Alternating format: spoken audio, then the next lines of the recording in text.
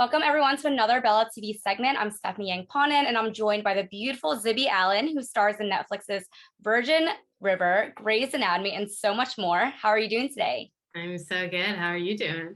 I'm good. So congrats on the fourth season of Netflix's Virgin River. For those who haven't watched, can you please tell us about your role in the Netflix series? Yeah. I play a character named Brie Sheridan. So I'm part of the Sheridan family. If you watch the show, Jack Sheridan is the male lead playing opposite Alexander Breckenridge, who plays Mel. They're sort of the primary romantic lead couple. Jack, my brother, Brie's brother, my brother, I'll go in and out of like mine and her. Like sometimes it feels like there's a real blend.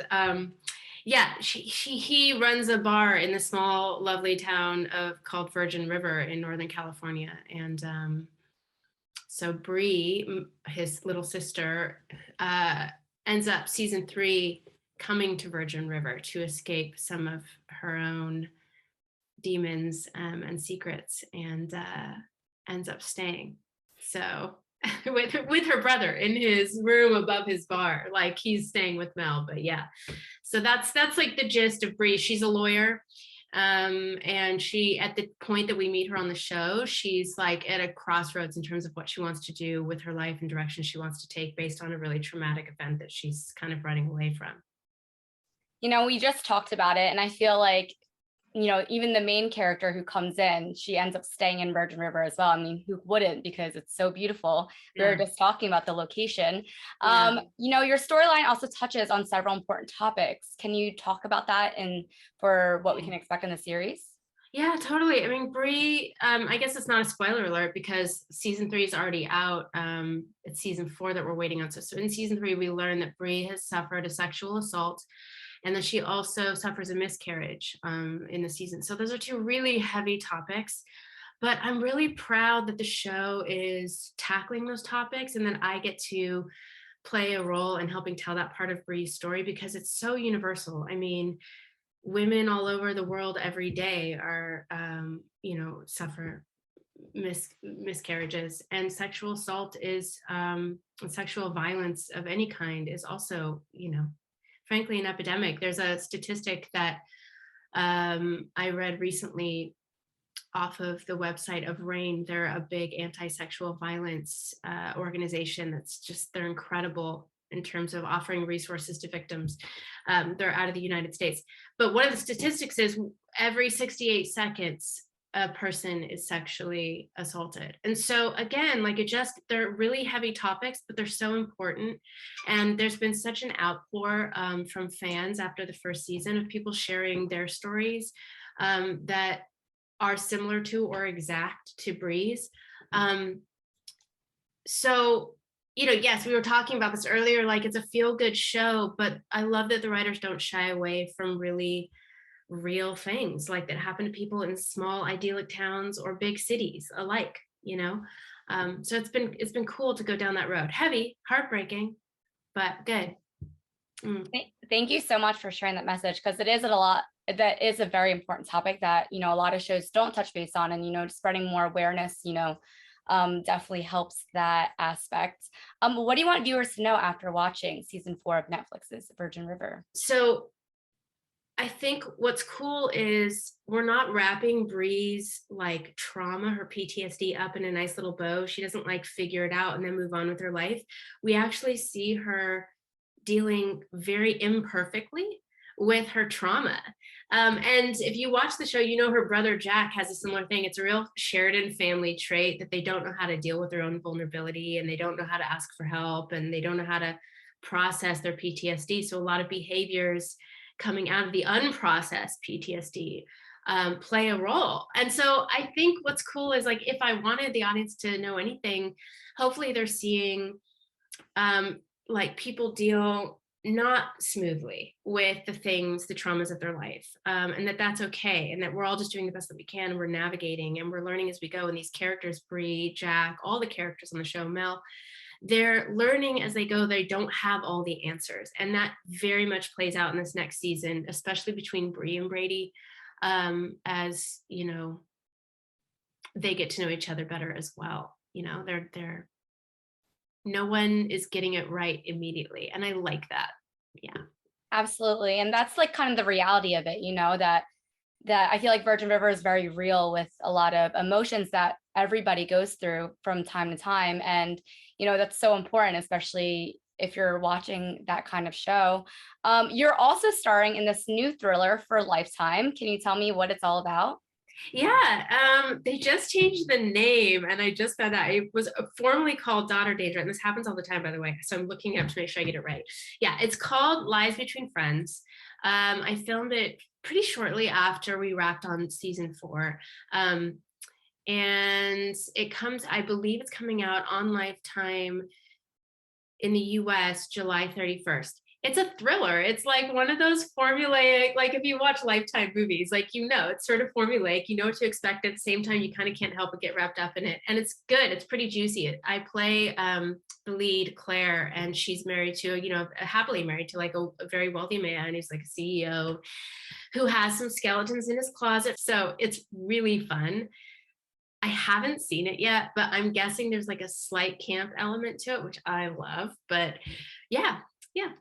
I feel like Lifetime movies are always just draw you in, whether it's like terrifying or it's gonna make you like cry or like, or be scared. But I'm so excited to see that. And you're also a talented actress, not only a talented actress, but also a singer-songwriter. Can you tell me about the album you're also working on? I feel like you're so busy. That's crazy. It sounds fancier than it is. And honestly, I've said this before, but I'd really like to make sure I only claim that I'm a singer-songwriter in a hobby capacity, because I am by no stretch a very talented musician. I can carry a tune. I love harmonizing, and I'm decent at lyrics, but I always find a way to pull in really talented musicians to make it sound all right. But even then, I'm in a band, but it's really just a duo. It's the two of us with a dear friend, Ian Merrigan. He's a really talented musician. Like, he actually knows instruments and stuff. I just sort of plunk away on the ukulele and just try and bury my bad playing with decent songs.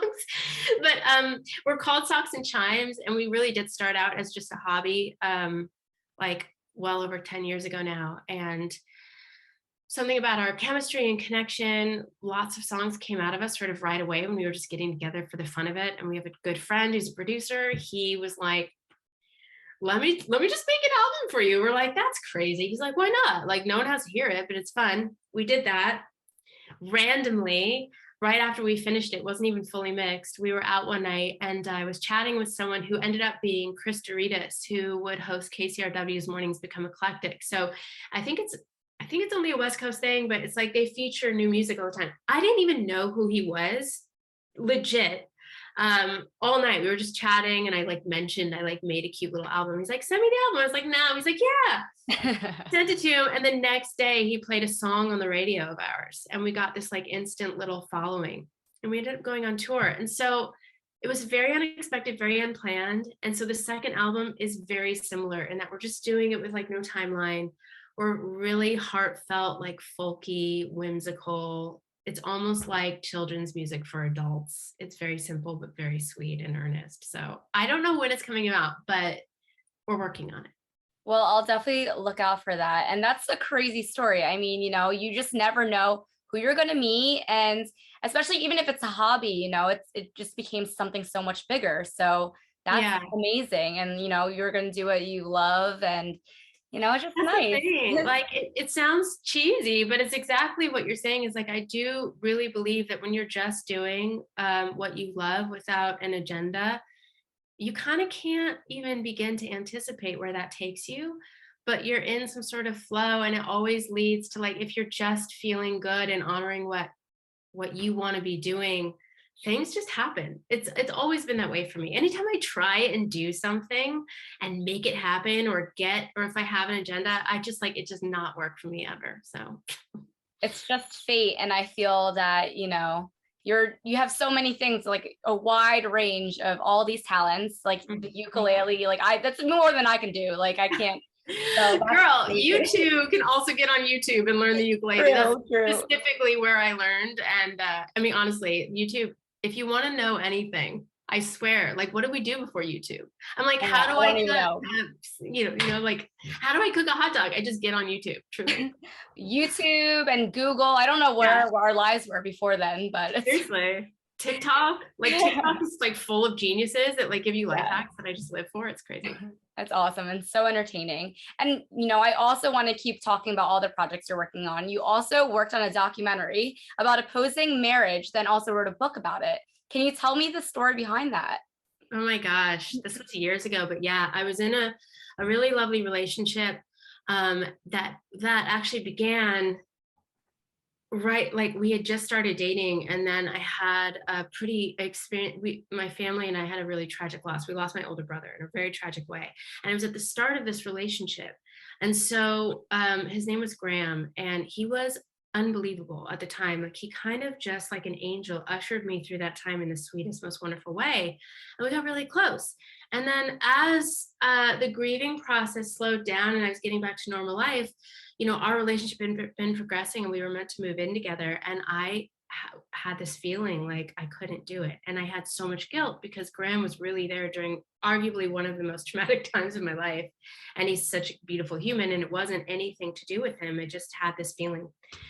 Anyway, he was gracious enough to give me some time. I think I took like 2 months to be by myself and like kind of go within and figure out what I was worried was something that was wrong with me, or maybe I just needed to, but I ended up recording some therapy sessions to start with. And then I started interviewing my parents on their marriage. And then I started like expanding and talking to everyone and recording these interviews. So I probably had like 150 hours at the end of 2 months of interviews with people in all different stages and forms of relationship, people in polyamorous relationships, relationship experts, a brain scientist, like who like focused on whether we're wired for monogamy. I mean, widows.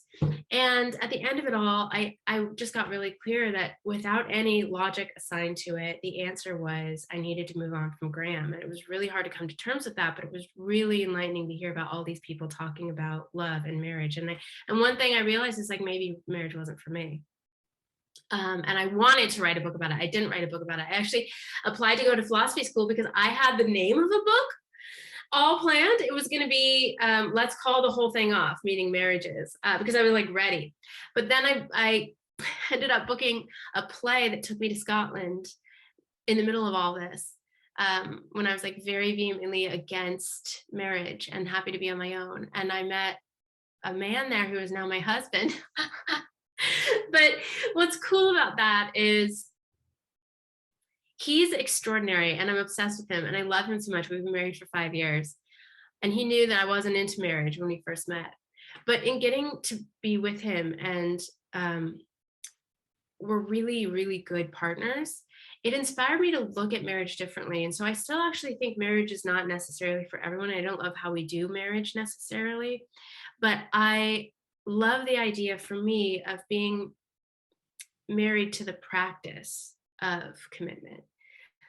I'm marrying Adam. I've married Adam not for who he is now to me, so that he has to stay a certain way in order for me to feel like I can be married.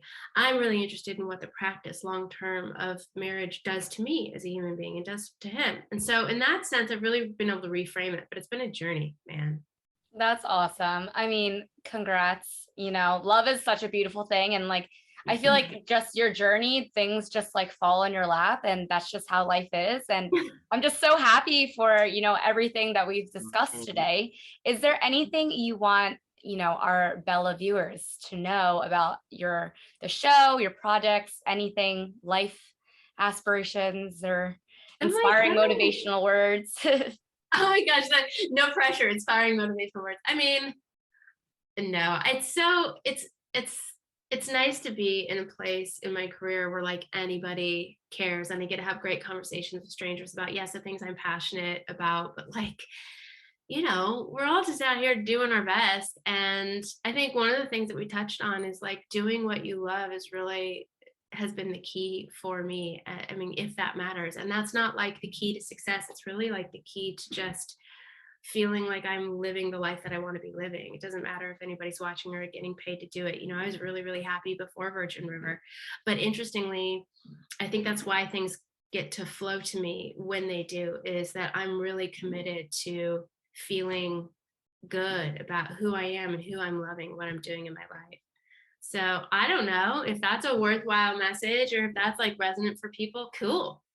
You know? Well, those are definitely wise words. And like you said, you just gave the formula to the key of happiness. So thank you so much again. You know, be sure to check out Netflix's Virgin River for its 4th season on July 20th. And thank you, Zibby. I can't express enough. This has been so fun.